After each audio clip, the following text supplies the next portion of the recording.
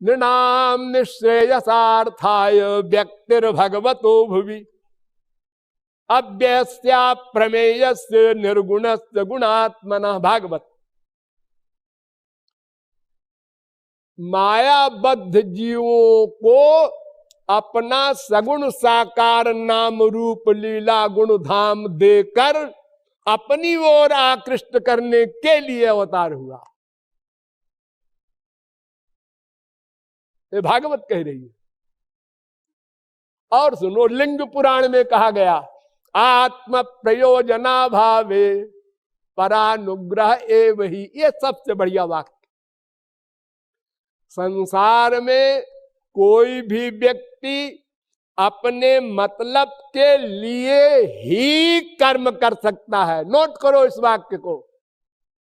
संसार में कोई भी व्यक्ति, माँ हो, बाप हो, भाई हो, बीबी हो, पति हो, पड़ोसी हो, अपने सुख के लिए ही कर्म कर सकता है।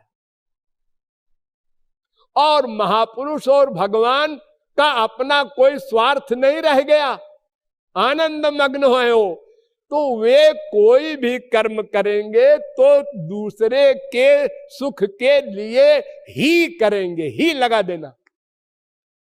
पर उपकार बचन मन काया संत सहज स्वभाव खगराया भूर्ज तरु सम संत कृपाला परहित सहनित विपति विशाला। तो भगवान का कोई भी कार्य अपने मतलब के लिए तो हो नहीं सकता, वो आनंदमय है, तो दूसरे के लिए ही होता है, दूसरे के कल्याण के लिए ही होता है कोई भी काम। भगवान साकार क्यों हुए? दूसरे कल्याण के लिए। भगवान अवतार लेके क्यों आए? दूसरे के कल्याण के लिए। अवतार लेके यह काम क्यों किया? दूसरे के कल्याण के लिए। बस एक सेंटेंस रख दो। इसलिए भागवत में यह भी कह दिया, नहीं यस्य जन्मनो हेतु कर्मणो वा महीपते। भगवान के जन्म का कोई कारण नहीं। लो, इतना बड़ा कार्य कर रहे हैं, कारण नहीं। कारण तो संसारी लोगों का होता है, वो कारण से कार्य करते हैं। भगवान कारण से कार्य नहीं करते, वो दूसरे के लिए करते हैं।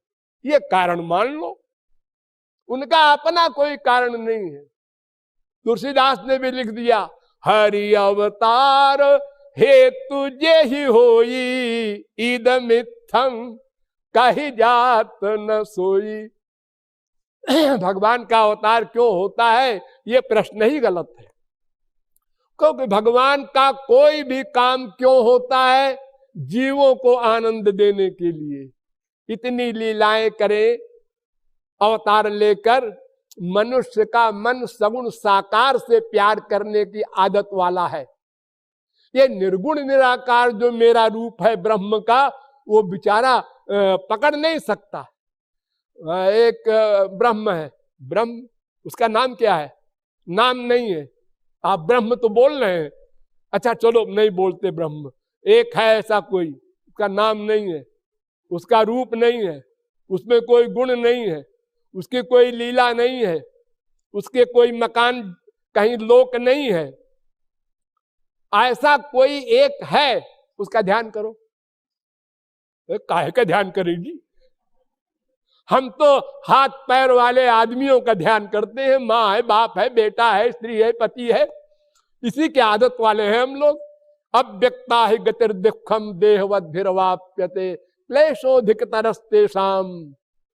शंकराचार्य ने माना है साधन चतुष्टय संपन्न हो जाओ तब आना इस गली में, और फिर भी परत खगेश न लागई बारा, बार बार गिरोगे।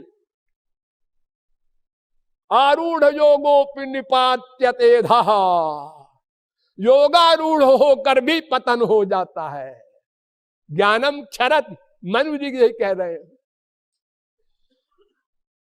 तो इसलिए भगवान का अवतार क्यों होता है? अवतार ही नहीं, भगवान का कोई भी कर्म क्यों होता है? सीधा सीधा क्वेश्चन करो और उत्तर दूसरे के कल्याण के लिए, जीवों के कल्याण के लिए, अपने बच्चों के कल्याण के लिए, कि वो हमसे प्यार करे और इस 84 लाख से छुट्टी पाकर मेरे लोक में आवे और सदा पश्यंत सूर्य तद विष्णु परमम पदम, सदा के लिए आनंदमय हो जाए।